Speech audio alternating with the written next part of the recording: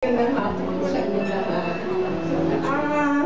Hindi nyo na itatanong nung graduation namin, di ba ngayon siya ay fashion designer. So, nung nag-graduate kami ng 4th year, si Pelho ang gumawa ng mga sketch nung para sa graduation dress ng mga babae. Kasi nung sa Rojas, kanya-kanya lang. So, yung aming advisor nun na si Mrs. Binya, sabi niya, para naman magkaroon kayo ng pare-parehong damit. Bakit hindi natin i-try yung mag-sketch si Perry? Sketch pa nung kasi hindi pa siya totally fashion designer. So yun naman ang napag-agrihan namin. So naging maganda naman yung kinalabasan dahil pare-pareho kami. Nung umakyat kami sa stage, pare-pareho yung namin namin. So, hindi ko alam kung ano na what transpired nung after graduation kasi nakita lang kami ulit nila Pel last year.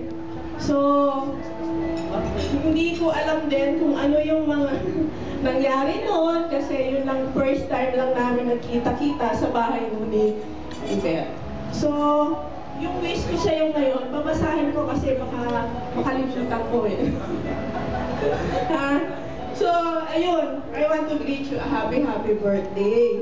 So, alam ko masaya ka ngayon dahil nandito yung mga kaibigan, kapamilya, kabatchmates, at siguro nandito rin yung mahal mo sa puso mo. Wala. Sayang. We thank our Lord for giving you another year of your life.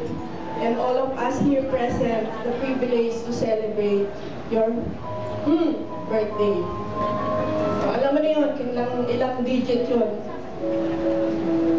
Ang sabi sa book na nabasa ko, there are 21 tips for a person to live younger, happier, and healthier. So, halos lahat naman dito sa atin, gusto sa kanya maging healthy, maging younger. So, hindi ko na sasabihin lahat yun. Tumili lang ako ng 5. So, ito yung 5 wish ko para sa'yo. Unang-una, love is the answer. So, being in love can prolong one's life. Totoo ba yan?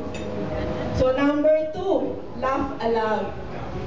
So, because laughter is a good medicine. So, number 3, nurture a group supportive friends because talking to a supportive friends for an hour is not effective than taking pain reliever. So number 4, never retire. Huwag ka daw magre-retire. So keep on studying, reading, and interacting with other people. And number 5, importante sa lahat, have a safe sex more often. So, no more. Hindi ko na-i-explain kung ano yun, ano? So, yun lang, mga mama. So, happy birthday and God bless.